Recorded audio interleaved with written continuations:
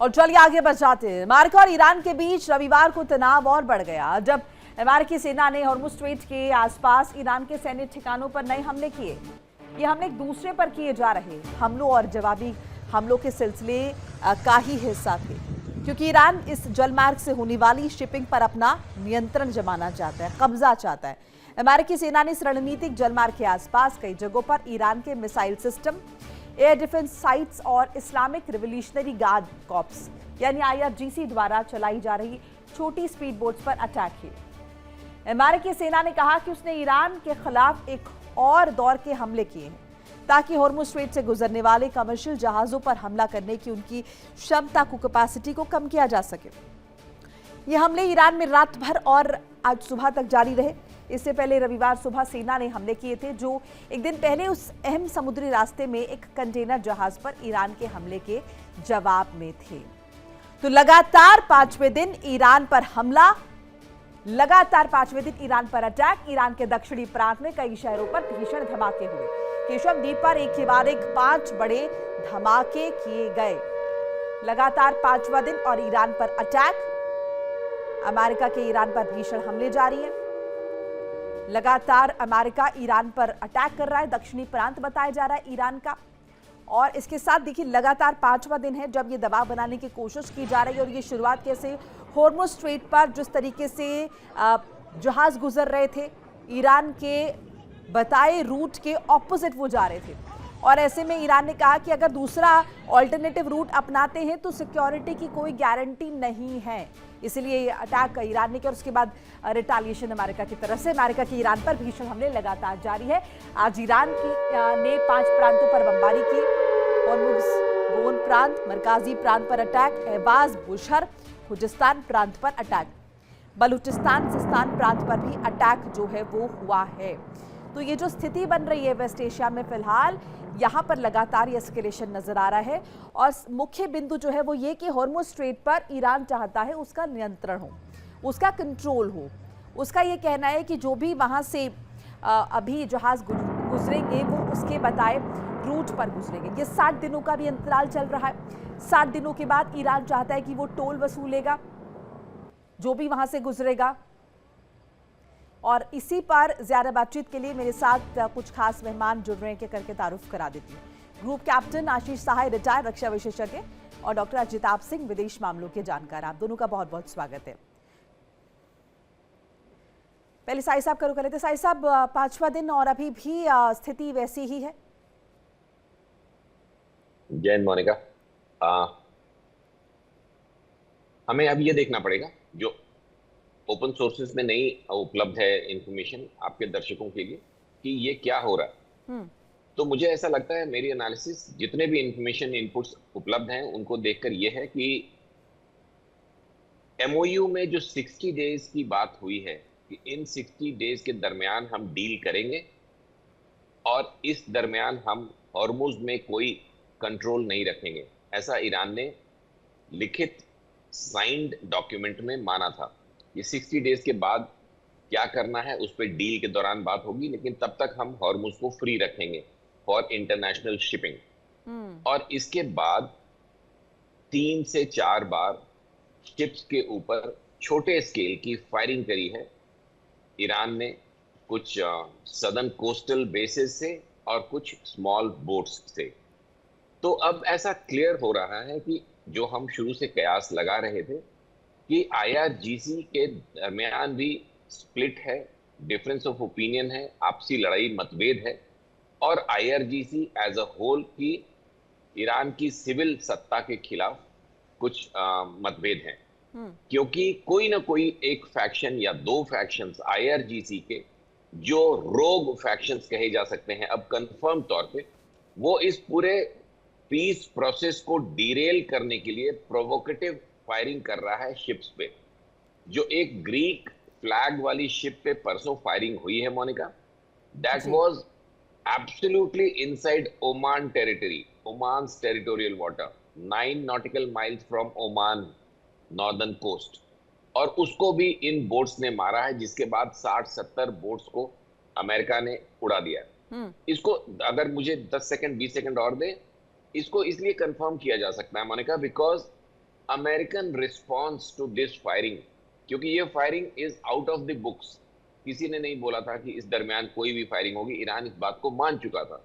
फिर भी ये कौन लोग हैं जो प्रोवोकेटिव तरीके से, जैसे एक चिढ़ाने वाली बात हो या इंटेंशनली इस पूरे प्रोसेस को डिरेल करने वाला की मंशा से एक शिप पे मार के चले आओ, ताकि अमेरिका उसके जवाब में कार्रवाई करे और युद्ध फिर से फुल स्केल लड़ाई शुरू हो जाए।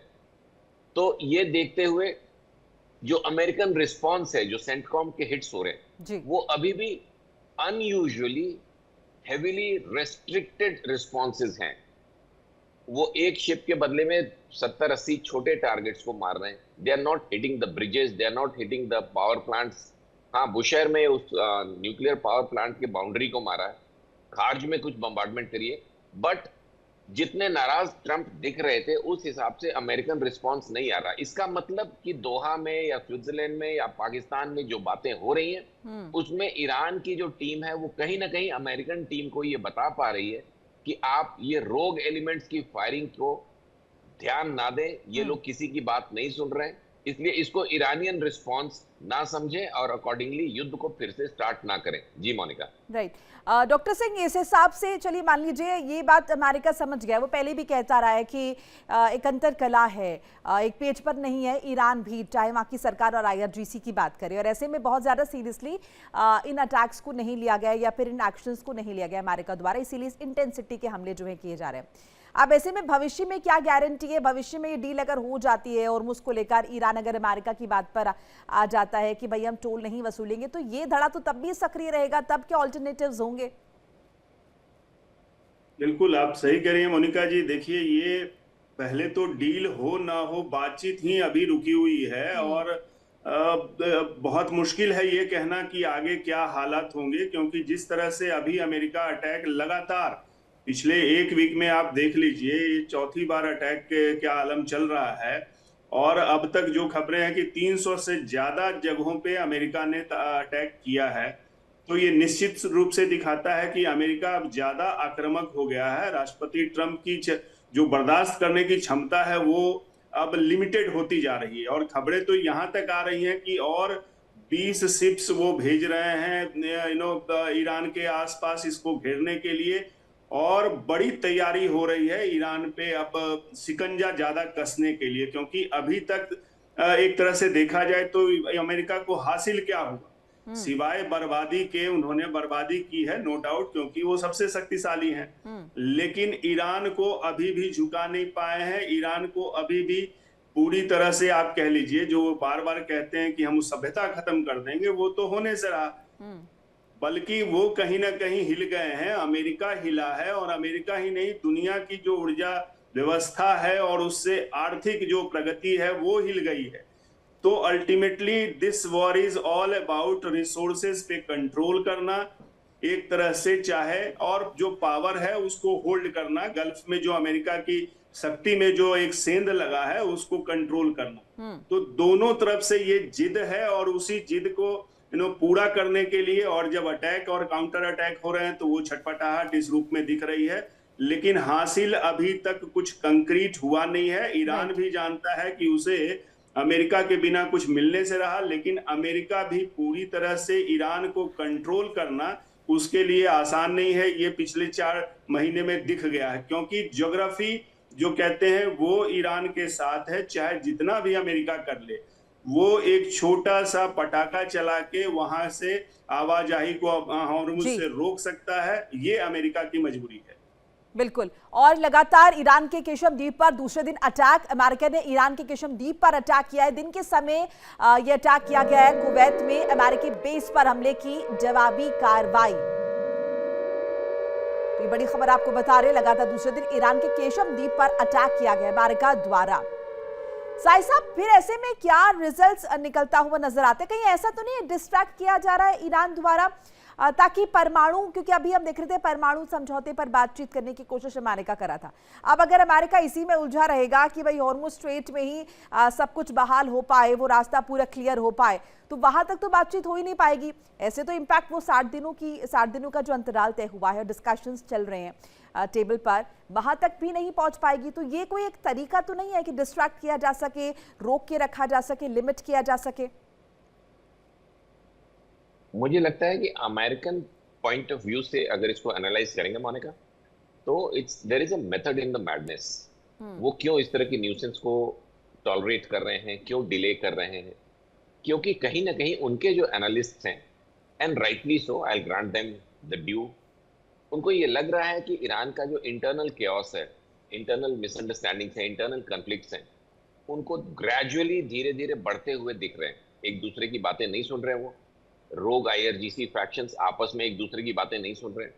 और जो हेडलेस स्टेट है उनका, जो मतलब there is no command and control, there is no supreme authority. Mostafa के बारे में जैसा कि आप बता रही हैं कि 14 तारीख को फिर से कहीं आने वाले, मे गॉड ब्लेस हिम, लेकिन अभी वहां पे कोई एग्जीक्यूटिव अथॉरिटी जो सिंगुलरली डिसीजन ले पाए, ना वहां की सिक्योरिटी काउंसिल, ना वहां की पार्लियामेंट, ना ये वहीदी और गालिबाफ टाइप के बेवकूफ लीडर्स जिनकी अपनी बातें उनके अपने लोग नहीं सुन रहे। तो अमेरिका शायद टाइम दे रहा है इन डिफरेंसेस को और बढ़ने के लिए। आप देखें, ग्राहम के अनफॉर्चुनेट डेथ में रजा पहलवी ने आगे बढ़कर एक फिर से लंबा स्टेटमेंट दिया। तो कहीं ना कहीं पैरेलली रजा पहलवी को अभी भी तैयार किया जा रहा है। हालांकि प्रेसिडेंट ट्रंप ने 15-20 दिन पहले बोला था कि there are people not ready to take over the power in Iran. तो इसका मतलब ये इंडिकेशन माना जा रहा था कि रजा पहलवी ने भी रिफ्यूज कर दिया कि इतने क्योटिक सिचुएशन में वहां हम वापस जाना नहीं चाहेंगे। जी मोनिका, बिल्कुल। इन सब के बीच सोशल मीडिया का सहारा लिया है डोनाल्ड ट्रंप ने एक बार फिर से और ईरान को धमकी दी है। ट्रंप ने जारी की है यूएस के लड़ाकू विमानों की तस्वीरें, F-22, B-1, B-2 विमानों की तस्वीरें जारी हुई है। हमने ईरान पर भीषण बमबारी के डोनाल्ड ट्रंप ने जिक्र किया। यूएस सेना ने ईरान के 140 ठिकानों पर हमले की पुष्टि की है। डॉक्टर जिताब, एक तरफ डोनाल्ड ट्रंप लगातार अगर कहें कि शक्ति प्रदर्शन भी कर रहे हैं, वो ये भी बता रहे हैं कि हम ईरान पर दबाव बना रहे हैं, लेकिन क्या वाकई में ईरान पर वो दबाव बना पा रहे हैं, या फिर जैसे कि मुझे लग रहा है वो शायद अमेरिका नहीं, यहाँ पर ईरान वो टाइम बाय कर रहा है, या फिर ईरान डिस्ट्रैक्ट करने की कोशिश कर रहा है? आपका क्या पॉइंट ऑफ व्यू है? देखिए, राष्ट्रपति ट्रंप कोशिश तो कर रहे हैं दबाव बनाने की, लेकिन अभी तक जो 4-4.5 महीने मोनिका जी होने को आए, अमेरिका ने एक पॉलिटिकल, मिलिट्री, दोनों स्ट्रेटजी कह लीजिए, और उसके अलावा जो हो सकता था आर्थिक प्रेशर भी भरसक उन्होंने दिया है। हाँ। तो तीनों हथकंडे भी अभी तक लिमिटेड आउटकम है, उससे अल्टीमेट ऑब्जेक्टिव उनका एक भी पूरा होता नहीं दिख रहा है। इसलिए मुझे लगता है नेटो के जो समिट अभी अंकारा में हुई, उसमें वो सिर्फ इसीलिए आ पाए क्योंकि वो नेटो से उनके 36 के रिलेशन बनते दिख रहे थे। वो सिर्फ नेटो की समिट में आए कि एक नई स्ट्रेटजी अपनाई जाए, और जिस तरह से उन्होंने बातें की है नेटो समिट में, उससे दिख रहा है कि अब वो स्ट्रेटजी में थोड़ी फिर से चेंजिंग वो चाह रहे हैं। एक तरफ वो रीजनल जो छत्रप हैं, चाहे वो तुर्की हो, चाहे गल्फ अरब के देश हो, जॉर्डन हो, मिडिल ईस्ट के देश हो, इन सबको फिर से एक मंच पे लाने की, उनको एक करने की कोशिश उनकी जारी है। दूसरी तरफ वो जो इंटरनेशनल कोलिशन की बात करते हैं कि नेटो हमेशा उसका कभी साथ नहीं दे रहा है, ये नहीं दे रहा है, फिर से वो कोशिश कर रहे हैं कि एक इंटरनेशनल कोलिशन बने, नेटो के देश साथ आए। तो एक तरफ गल्फ के देश, दूसरी तरफ कह लीजिए नेटो के देश, और तीसरा जो उनका ऑब्जेक्टिव जो शुरू से वो सोच रहे थे कि डोमेस्टिक जो है इंस्टेबिलिटी, ईरान के अंदर ही तोड़ हो जाए, हाँ। उसको किसी तरह से तोड़ा जाए। तो ये तीनों चीजों का सहारा लेके अब वो नई एक रणनीति के तहत आगे बढ़ने की कोशिश करेंगे और ईरान पे अपनी कूटनीतिक दबाव कंटिन्यू बनाए रखेंगे, क्योंकि अभी तक उनको जो स्ट्रेटजी पे वो चल रहे थे, हर चीज करके देख लिया, ईरान कुछ भी काम नहीं हो रहा। बिल्कुल। साहब, एक छोटा सा जवाब इस पर भी, सेग्रीगेशन ये कैसे करेंगे डोनाल्ड ट्रंप भाई, कि वो धड़ा जो बातचीत चाहता है और ये जो धड़ा है जो सक्रिय है, जो कि बातचीत होने नहीं दे रहा है, जब तक ये मिलिट्री को डिग्रेड करते रहेंगे, आईआरजीसी को डिग्रेड करते रहेंगे, और ये वेट करेंगे कि आईआरजीसी का भी एक जो सेम फैक्शन है जो ईरानियन आर्मी के साथ मिलकर काम करना चाहता है और डील करना चाहता है, उसको फिर से अपराइजिंग मिले किसी न किसी। सिविलियन से they are not expecting much, उनकी आर्मामेंट सप्लाई नहीं कर पा रहा है सिविलियंस को, तो वहां का जो फॉरवर्ड थिंकिंग है वो लोग तो दबे रहेंगे। लेकिन आईआरजीसी में अगर स्प्लिट हो गया तो उनको एक जो स्प्लिट फैक्शन इनके साथ की डील कर लेते हैं अमेरिका के साथ, जो गालिबाफ को गाली नहीं दे रहे, गद्दार नहीं बोल रहा है बाकी को, उनको ये प्रमोट करेंगे ताकि वहां अपने आप इंटरनल सिविल कॉन्फ्लिक्ट हो और अमेरिका की फोर्सेस या अमेरिका के चाहने वाले या अमेरिका के सपोर्ट वाले आईआरजीसी फैक्शन वापस सत्ता पे काबिज हो जाए। इसमें बहुत मेजर रोल होगा मुज्तबा खुमैनी है या नहीं इसका। बिल्कुल, और उसके लिए फिर एक नई तारीख जो है वो दे दी गई है। अब देखना होगा ये तारीख क्या इसमें निकल कर आता है या फिर से कोई बड़ा एक्सक्यूज जो है वो सामने आ जाता है। बहरहाल शुक्रिया आप दोनों का मेरे साथ जुड़ने के लिए और अपने कीमती राय साझा करने के लिए इंडिया डेली के माध्यम से। तो ये घटनाक्रम तेजी के साथ अगर हम देखें आगे बढ़ तो रहा है, लेकिन स्थितियां जिसकी तस बनी हुई हैं यहाँ पर, और अभी भी हॉर्मुज स्ट्रेट ऑफ हॉर्मुज पर यथास्थिति बनी हुई है। अभी भी ये मार्ग अवरुद्ध नजर आ रहा है और वेस्ट एशिया में एस्केलेशन लगातार बना हुआ है। अमेरिका की बमबारी के बाद ईरान का जवाब, ईरान ने फिर अमेरिकी बेस को निशाना बनाया। खाड़ी देश में अमेरिकी बेस पर कार्रवाई की गई, बमबारी की गई। हालात शांत होने पर ही मिलेगा शिपिंग परमिट, ये ईरान की तरफ से कहा गया है। ईरान चाहता है कि सभी मोर्चों पर युद्ध समाप्ति हो, शांति बहाली हो, और अमेरिका की बमबारी ईरान पर लगातार जारी है। ईरान का जवाब आया है, ईरान ने फिर अमेरिकी बेस को निशाना बनाया। खाड़ी देशों में जहां भी अमेरिकी बेस है उन जगहों को चिन्हित करके टारगेट किया जा रहा है, निशाना बनाया जा रहा है ईरान द्वारा। और साथ साथ ईरान की तरफ से यह भी कहा गया कि हालात शांत होने पर ही शिपिंग परमिट मिलेगा। ईरान पर अमेरिका का एक और बड़ा हमला, ईरान के खुजिस्तान में हुए कई भीषण धमाके। कॉरिडोर का निशाना बनाकर किया गया हमला। एहबाज हफ्तेकेल कॉरिडोर के पास विस्फोट की आवाज सुनी गई।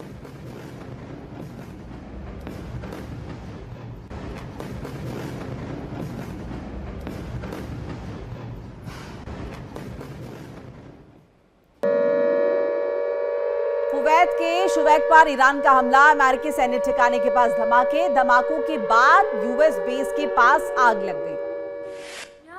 तो ये बड़ी जानकारी आपके साथ साझा कर रहे हैं। कुवैत के शुवैक पर ईरान की तरफ से अटैक किया गया। अमेरिकी सैन्य ठिकाने के पास धमाके। मिडिल ईस्ट में जहां भी अमेरिकी बेस है, अमेरिकी सैन्य ठिकाने हैं, उन्हें ईरान द्वारा निशाना बनाया जा रहा है। चूंकि सीधे तौर पर अमेरिका पर निशाना नहीं साध सकता है ईरान, और इसके पीछे की वजह है, इसके पीछे की प्रैक्टिकल वजह है अमेरिका और ईरान के बीच की दूरी। बहरहाल जहां भी खाड़ी देशों में कैंप अपने बनाए हैं अमेरिका ने, उन्हें निशाने पर ले रहा है ईरान और पलटवार कर रहा है अमेरिका पर। ये तस्वीरें इसी की तस्दीक कर रही है। कुवैत के शुवैक पर ईरान का अटैक हुआ, अमेरिकी सैन्य ठिकाने के पास ये धमाके हुए।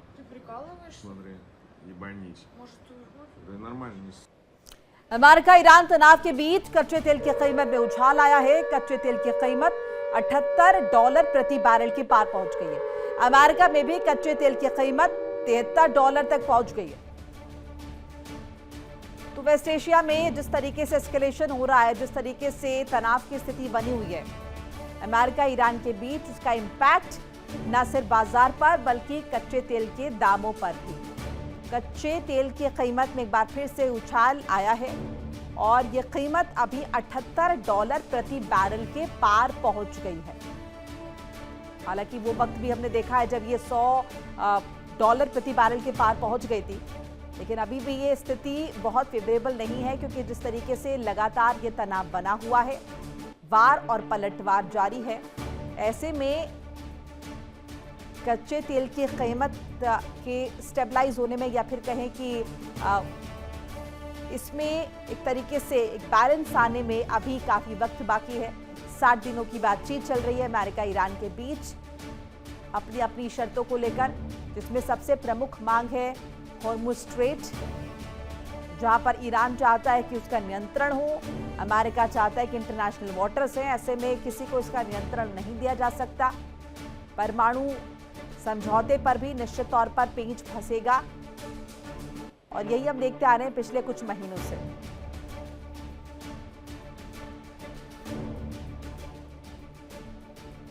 और इसी के साथ इस बुलेटिन में फिलहाल इतना ही। नमस्कार।